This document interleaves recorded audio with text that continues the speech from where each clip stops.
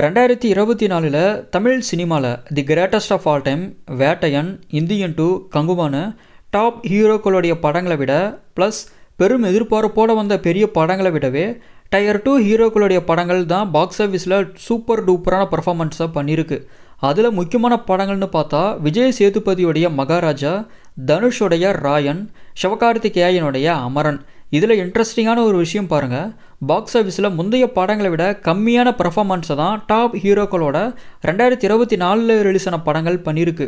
ஆனால் டயர் 2 ஹீரோக்களுக்கு முந்தைய படங்களை விட டபுள் மடங்குக்கும் அதிகமான பாக்ஸ் ஆஃபீஸ் பர்ஃபார்மன்ஸை 2024 ரிலீஸ் ஆன படங்கள் பண்ணியிருக்கு.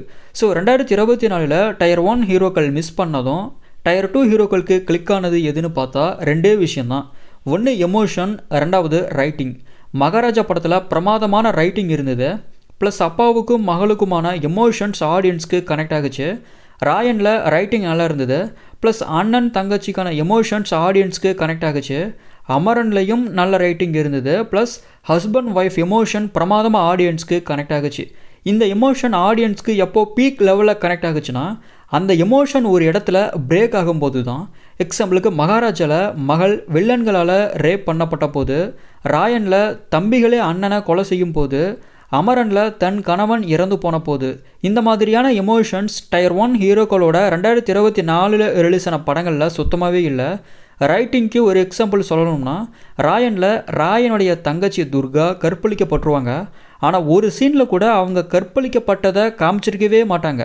இதுவே வேட்டையன் படத்தில் எடுத்துக்கிட்டால் சரண்யா டீச்சர் கேரக்டர் கற்பழிக்கப்படுவாங்க. இதை ஏகப்பட்ட முறை அந்த படத்தில் திரும்ப இந்த சீனை காமிச்சிக்கிட்டே இருப்பாங்க.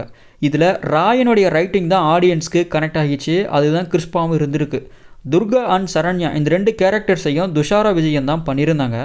விஷுவல்ஸ் ஒரு படத்துக்கு செகண்டரி தாங்கிறதுக்கு ஒரு எக்ஸாம்பிள் பார்த்தோம்னா, இந்தியன் 2ல் கலர்ஃபுல்லாக பிரம்மாண்டமான விஷுவல்ஸ்லாம் இருந்தது.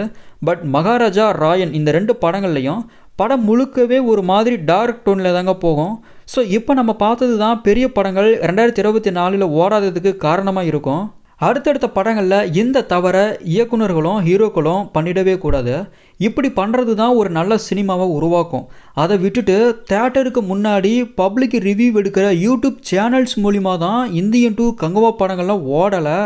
ஸோ எந்த யூடியூப் சேனலுக்கும் தேட்டர் வாசலில் அனுமதி கொடுக்காதீங்கன்னு அறிவிப்பை வெளியிடுறதுலாம் ஒரு பிரயோஜனமும் கிடையாது. நான் சொன்ன இன்ஃபர்மேஷன் உங்களுக்கு ஓகேவா இருந்ததுன்னா ஷேர் பண்ணி சப்ஸ்கிரைப் பண்ணுங்கள் சினி எக்ஸ்ப்ளோர் சேனலை.